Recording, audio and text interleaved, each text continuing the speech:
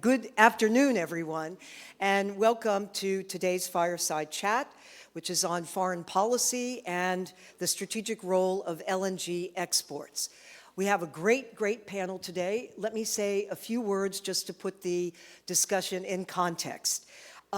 We know that in recent years, U.S. LNG exports have transformed from what has been viewed as a kind of a commercial breakthrough to really a kind of powerful geopolitical tool. Some of the ways in which it's had an impact, it has bolstered alliances, reshaped energy diplomacy, and also reinforced economic resilience. Now, LNG's role in foreign policy, I would say, is more consequential than ever. And this panel is going to be focused on that. We're going to look at the strategic future of U.S. LNG. We'll look at where new markets are emerging, and also what policymakers have to prioritize to preserve the United States' energy edge. So let me introduce our very distinguished panel. Across from me is Ambassador Jeff Pyatt, who was formerly the Assistant Secretary of State for Energy Resources. He is Senior Managing Director of Energy and Critical Minerals, McLarty Associates. We have over here Robert Fee, who is Vice President for Policy, Government, and Public Affairs, also manages International Affairs and Climate. He manages quite a bit at Cheniere, and we welcome you. And then we have Reed Lanson over here, who's an economist, with Kepler, and welcome to you. So let me get underway. Ambassador Pyatt, and I'm going to call you Jeff from here on, though. Thanks, Paula. Jeff, first, let's go to the question of, have LNG exports really how have they impacted transatlantic relations? Especially, you were former ambassador to Ukraine, looking at what Russia's been doing relative to using energy and weaponizing energy. How has this fit in that overall framework? Thanks, Paula. U.S. LNG production, our transatlantic energy relationship has really been transformative over the past couple of years. I say that because in 2022, when the war began, when Putin began to weaponize his gas resource, I was living in the EU as U.S. ambassador in Greece. I saw from the energy minister, from the politicians and business people I dealt with, real panic about how they were going to fill their requirements for the winter of 2022-23. And I will say two things in retrospect. First of all, an amazing success story, surging American LNG production to fill that 36 BCM hole as Europe began to decouple from Russian supplies, much faster than I think anybody predicted in February of 2022. But also, really importantly, how the reliable supplies that producers like Cheniere offered to European markets really transformed the European conversation about their relationship with Russia. And the fact that today you have Commissioner Jorgensen speaking as clearly as he is, and President von der Leyen making very clear that Europe is never going to go back to Russian gas supplies, and that they are committed in a legal sense to getting to zero Russian gas by 2027, is a huge victory for about 2 decades of transatlantic energy diplomacy. It's a rather significant shift in this case. And by the way, because this is the Atlantic Council here sponsoring, I know the Atlantic Council has been a big proponent of the 3 Cs initiative. And actually, one of the first exports was U.S. LNG to Poland, actually, as part of that initiative. So things have gotten underway. Let me go to Reed. Reed, you're an economist, and a natural question for you, in which I think those here in this audience are interested in, are where are new markets emerging, in fact, for U.S. LNG? Where do you think they are, and how can they be leveraged, actually, with our allies? Yeah, I think it's important to level set. Like the United States 10 years ago was less than 5% of global LNG supply. Now it's 25%, right? And that really provides a huge amount of optionality for the United States to play in this geopolitical realm. And, especially post-Ukraine, America has played a critical role in helping to fill the supply gap left by Russia. Right, last year alone, 52% of U.S. LNG headed to Europe. So far this year, over 70% of U.S. LNG has ended up in Europe. However, that begs the question, what are some other potential markets that the United States could play in? And I think the obvious answer is East Asia, specifically the Asian democracies. You look at a country like China. China imports a lot of LNG from places like Australia. But it's our understanding that over the next 4 to 5 years, China's going to want to diversify away from places like Australia and also the United States. And that leaves a supply gap in places like South Korea, Taiwan, and Japan, who will no longer be able to pull on so much, say, Qatari or Russian gas, and instead will need alternative supplies. And so I think when we're looking at alternative markets for U.S. LNG over the next 5 years, I think really focusing in on those Asian democracies who will need a lot of additional LNG, and the U.S. will be able to provide it. Let me just ask in that context, how is it leveraged to actually benefit allies' energy security by doing this? What's the interrelationship there? Yeah, I mean, I think it's clear we have conflict all over the world now, right? And I think a stable access to stable supply out of the United States is really attractive. Let's even just look at Qatari gas, right? It requires the use of a very stable water, potentially unstable waterway, given what's going on right now. And keep in mind that 25% of global LNG comes from the Middle East, has to pass through the Strait of Hormuz, right? So the U.S. is a good alternative that could be a bit more stable. Well, I was going to say, sometimes, a point like that may be obvious, but I felt it was very worth your saying, especially given the events of the day in this case. So, Robert, the question for you might want to respond to. Your name was invoked and Cheniere was invoked because your company has really played very much on the ground in transatlantic relations, and you might want to add to what Jeff said. But also, could you address the question of, some have argued that LNG has become politicized from administration to administration. And do you think that this affects U.S. competitiveness? But why don't you respond to the first question I asked, given Cheniere's great work in the region? Yeah, thank you for that question. Thanks to the Atlantic Council for having us. I think I can answer both those questions and talk about what Ambassador Pyatt said, and also go back to what you said in your opening remarks about what U.S. LNG has represented in the last decade plus since we've come online. And you talk about geopolitically the role that LNG plays and that the benefits for the U.S. government, but also for our friends and allies. I think that benefit fundamentally comes from the commercial nature of U.S. LNG. So the fact that our contracts are all destination flexible, destination free, gives a flexibility to our customers to bring that LNG wherever they want. And that's what happened in 2022 when our customers redirected supplies to the market, Europe, where it was needed. And so the fundamental benefit of U.S. LNG is its commercial nature. So we're not a state-owned company, we're not directed by the state. As LNG gets discussed more, it has been politicized in the past couple of years and past couple of administrations on different issues. And I do think that can somewhat undermine that fundamental benefit of U.S. LNG, because one of the reasons that customers chose LNG, not just from a supply diversity perspective, was because of low political risk. Fundamentally, that exists in the U.S., and I think we have faith that it always will because of the legal system here. But as you have pressures on regulatory permitting or on trade issues, that can tend to increase the risk potentially for some customers. I don't think that it hurts our competitiveness. U.S. is still an incredibly competitive product and one of the few supply sources that is expected to grow over the next decade. But managing that political risk, I think, is something that all customers think about. But when you think about still going forward, the U.S. compared to other countries, the U.S. has very low political risk. Okay, thank you. A question I'd like to ask Reed and Robert and Jeff, if you want to jump in on this, it's a question of tariffs.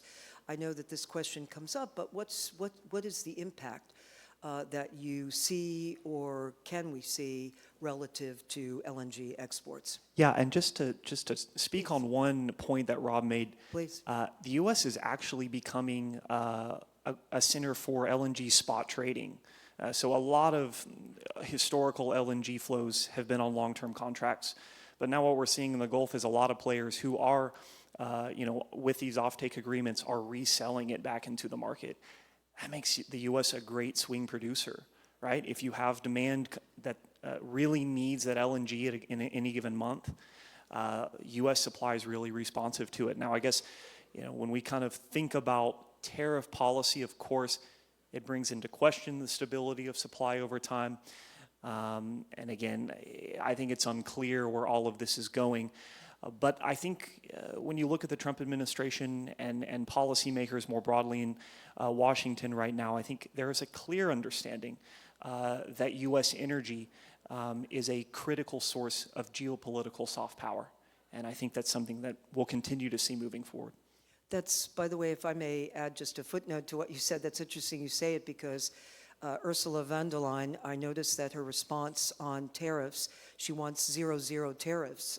That's what she came back to President Trump with, and after saying that she was disappointed about the approach. But what did she turn to put on the table as an offer? It was energy, actually. Actually, it was LNG. So, as I recall, and that just literally supports what you've just said. Robert, how about you?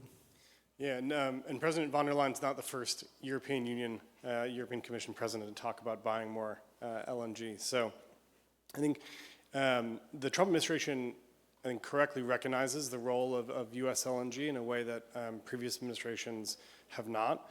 They also see it as a way, through the tariff and the trade negotiations, as a way to correct the trade imbalance with other countries. I think one important note for that, and that's certainly a tailwind for our industry, but generally speaking, LNG contracts are very long-term. So when we think about our LNG contracts with customers, these are marriages, 20-year contracts. You need to be able to deal with this company for a long, long time. So companies do not rush into those contracts just because of political pressure. So while U.S. LNG is part of the Trump administration's toolkit in terms of tariffs and trade, I think most of the deals that have been made in the last administration or will be made in this administration are commercial, and we're going to be done anyway. Jeff, do you want to add a point on this? Maybe just very quickly, and I think Please. one of the challenges analytically is that in an industry that thinks in terms of decades-long investments, this LNG surge from the U.S. has come about really in the blink of an eye.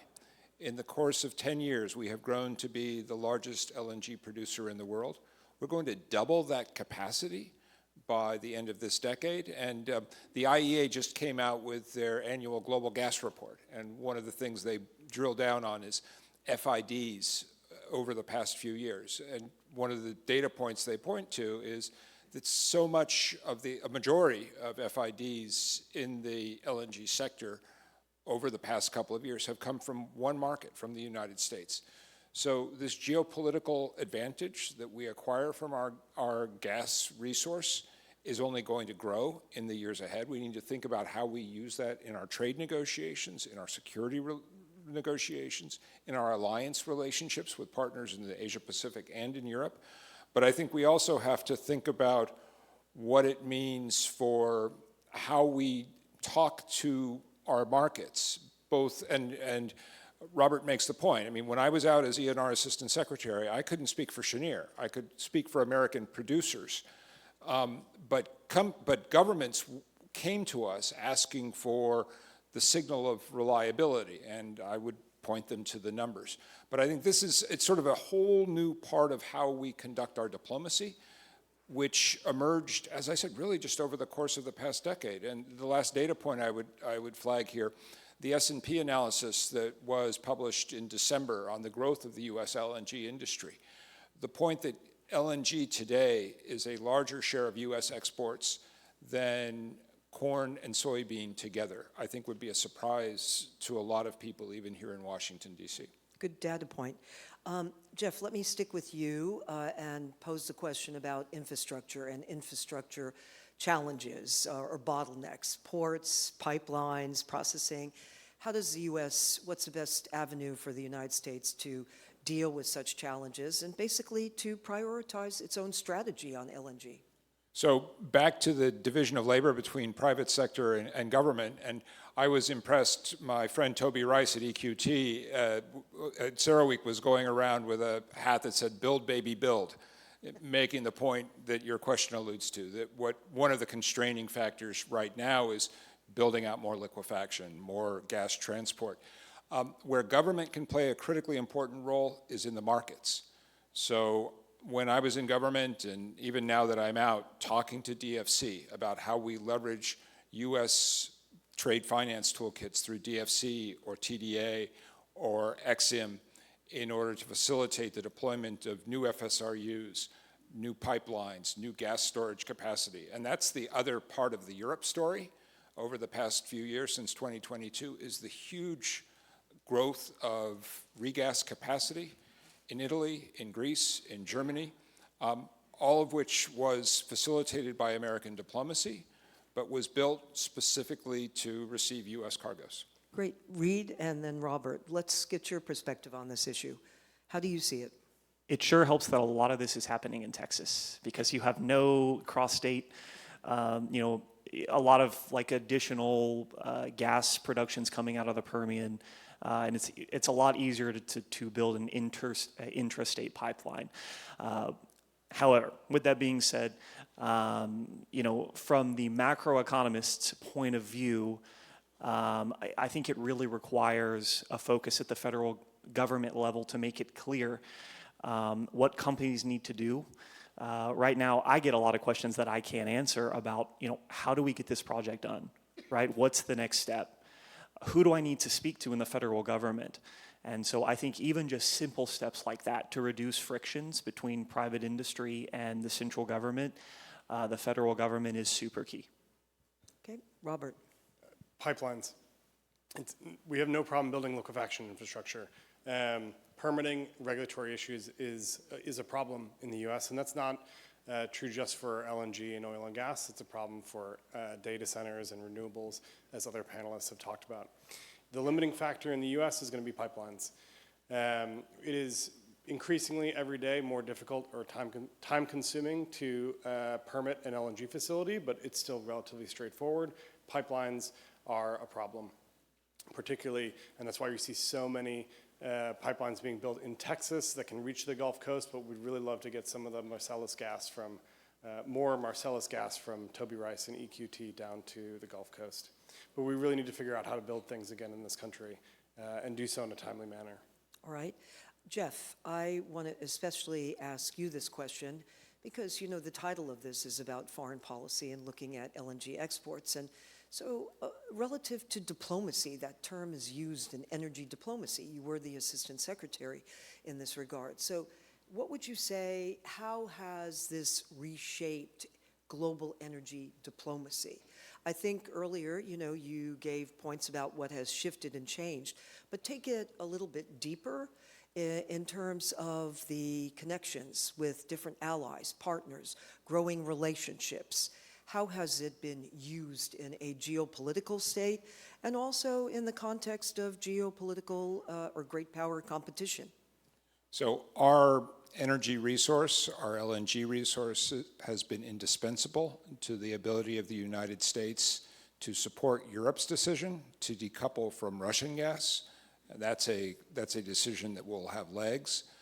The same has been true in terms of our Trans-Pacific relationships with key allies like Japan and Korea, who are grappling with an Australian asset that will inevitably decline in the years ahead. They're looking to the United States as a principal source of supply. I know Governor Dunleavy has been here talking about the opportunities around Alaska LNG, but that's the key point, that the United States is in a moment of greater energy abundance than we have experienced at any time since the end of the Second World War. So we can factor that into our geopolitical strategy and think about how we leverage those energy resources to advance our security interests, to strengthen our alliances and to undermine our adversaries. Let me, if you don't mind, I want to ask about one particular country, if I can, because they were looking at LNG and kind of a back and forth because they don't have the port or the facility originally, Germany. Where do you see that heading? Can you say a word on that? So Germany, I think, has been ground zero for the shift in European perceptions. I mean, the Poles and the Balts needed no convincing in terms of the unreliability of Gazprom. But I think the fact that Chancellor Merz has been so clear in recent weeks about his determination never to see Nord Stream 2 turned on again, and his determination to continue to build Germany's energy independence is facilitated by one thing, and that's the success of American producers, a variety of companies that really stepped up and can offer the reliability that Robert talked about, which Russia clearly cannot demonstrate.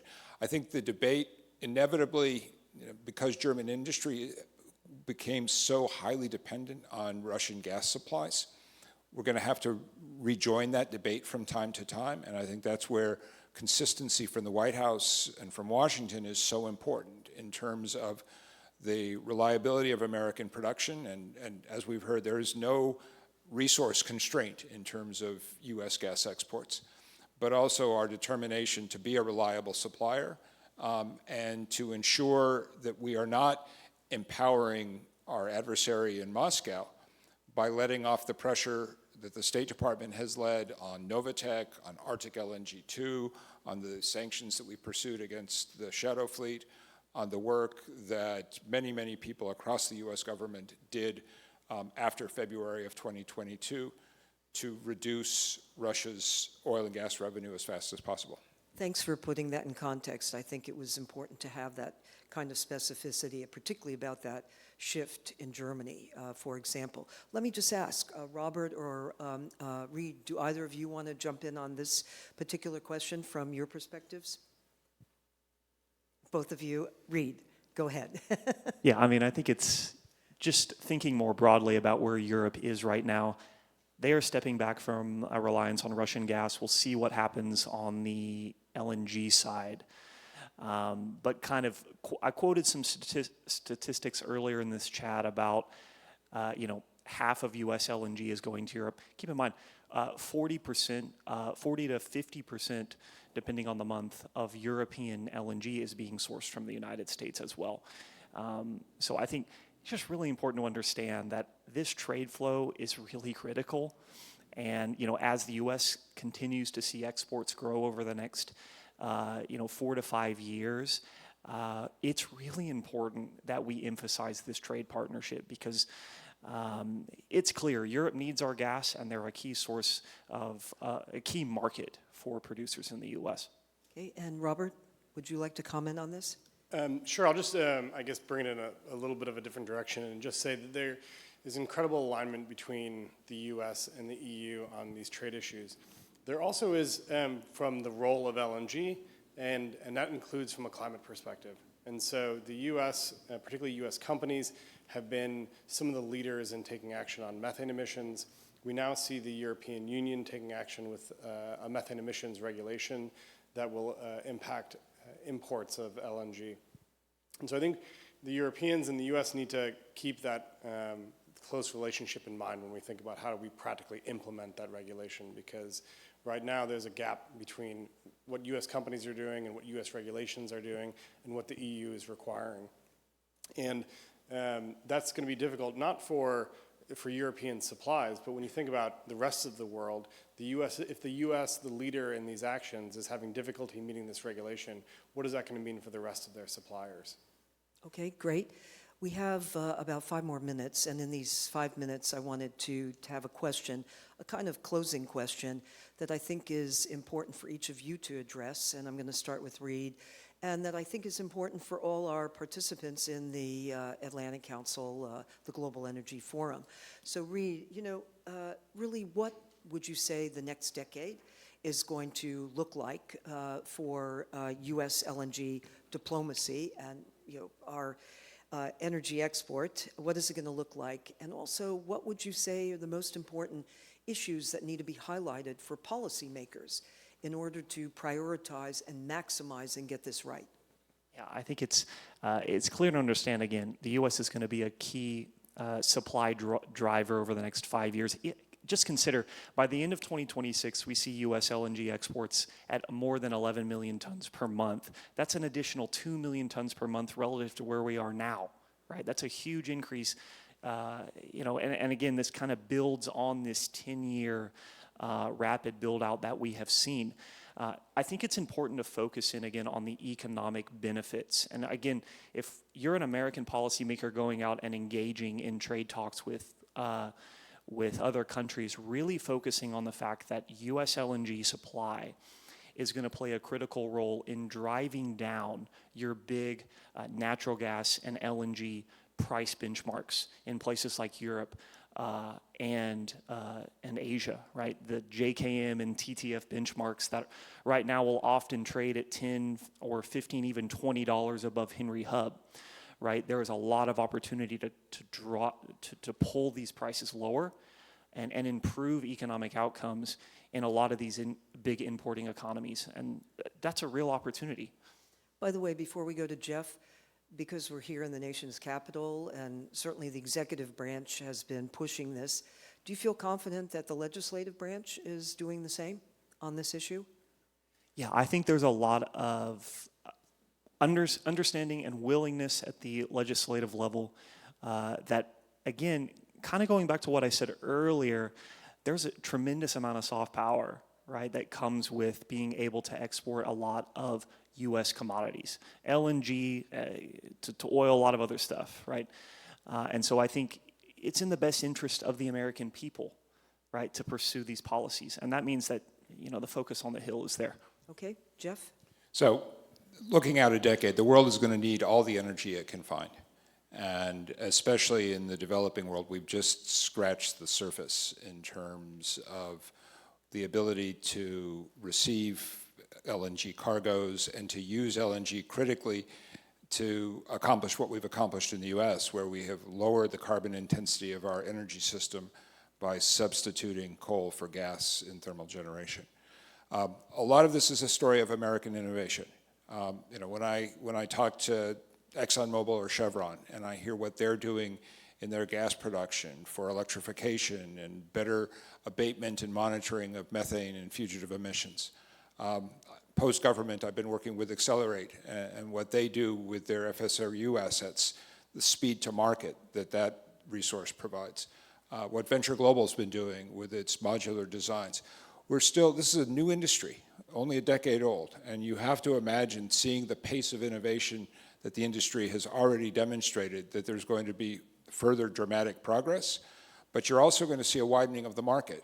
So today, 70% of US LNG is going to wealthy European consumers.